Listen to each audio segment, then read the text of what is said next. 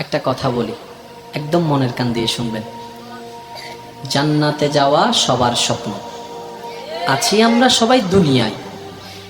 ঠান্ডা মাথায় ভেবে দেখলে দেখবেন এই দুনিয়া এবং জান্নাতের মাঝখানে কিন্তু দুইটা স্টেশন আছে, একটার নাম কবর, একটার নাম হাসর। কবরটা কিরকম? আমাদের দুশমনরা না, আপন জনেরাই কিন্তু খনন করবে, আপন জনেরাই কিন্তু লাশটা রাখবে, আবার আপন জনেরাই কিন্তু ওই দেহটার উপরে বাঁশ বিছিয়ে মাটি চাপা দিবে, চতুর্দিক থেকে অন্ধকার করে ফেলবে।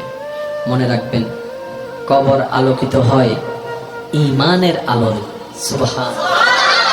আর হাসর আলোকিত হবে আল্লাহর রহমতের সাথে আপনার আমলের আলোয়, সুবহানাল্লাহ। হাসর আলোকিত হবে আমলের গুণে, কবর আলোকিত হবে ঈমানের গুণে। আর ঈমানটা কানে থাকে না, মনে থাকে। তাহলে সেই মনটাকে যদি আপনি পরিষ্কার করে ফেলতে পারেন, হ্যাঁ সত্য, এটা একদিনে হয় না, এটা এক সপ্তাহে হয় না, এটা এক মাসে হয় না, এটা এক বছরে হয় না। এটা হচ্ছে বান্দা চেষ্টা করতেই থাকবে, হিংসা থেকে যেন সে নিজেকে বাঁচাই রাখতে পারে। মন চাচ্ছে অন্যের বদনাম করতে, সে জিহ্বাকে কামড় দিয়ে রাখবে। দুনিয়া উল্টায় যাক, আমি বদনাম করব না, আমি বদনাম করব না, আমি বদনাম করব না। মন বলছে তাকে মেরে ফাটাই ফেল রাগের কারণে। আপনি বলবেন দুনিয়া উল্টায় যাক, আমি তার গায়ে হাত তুলব না, আমি মাফ করে দিলাম, আমি মাফ করে দিলাম। কেউ একজন এসে বলল অমুক তোর নামে বদনাম করছে, যা যা বিশ্রী কথা বলছে, আপনি মুস্কি হেসে কথাটাকে রিসিভ করে বলবেন আলহামদুলিল্লাহ, আমি তাকে মাফ করে দিয়েছি। এভাবে যখন বান্দা চেষ্টা করতেই আছে, শয়তান আপনাকে হয়তো অন্তর ঘরে, না হয় বন্ধু বান্ধব দিয়ে কিছু কথা আপনাকে কানের মধ্যে পিন দিবে।